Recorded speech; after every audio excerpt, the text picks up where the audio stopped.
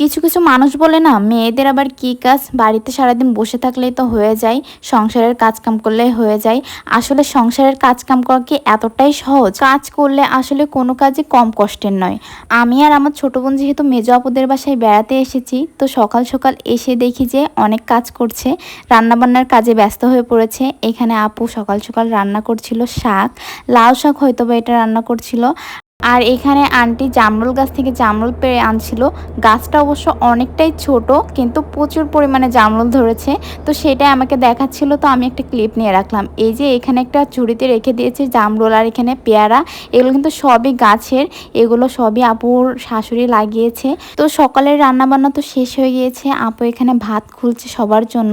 আর এই যে শাক রান্না করা হয়ে গিয়েছে, এটা সবার জন্য দিয়ে দিচ্ছে এক এক করে। এখানে আমি লেবুও নিয়েছি, শাকের সাথে লেবু খেতে কিন্তু অনেক ভালো লাগে। এখানে ডিমের কোরমাও রান্না করা হয়েছিল। আসলে সংসারের পাশাপাশি যে কত কাজই করতে হয় সেটা একটা মেয়েই জানে। এখানে তো আপুর ছোট বাবুও রয়েছে, তো বাবুকে সামলানো থেকে শুরু করে সংসারের যাবতীয় অনেকগুলো কাজই আছে যেগুলো আপুর করতে হয়। আর আপুর শাশুড়িও অনেক কর্মঠ একটা মানুষ, অনেক কাজ করে থাকে। আসলে সকালে খাওয়া দাওয়ার পরে আপু এখানে কিছু আম কেটে নিচ্ছে। আমগুলো সুন্দর করে পানি দিয়ে ধুয়ে নিল প্রথমে, তারপরে পিস পিস করে কেটে নিচ্ছে। এখন এগুলো সবাই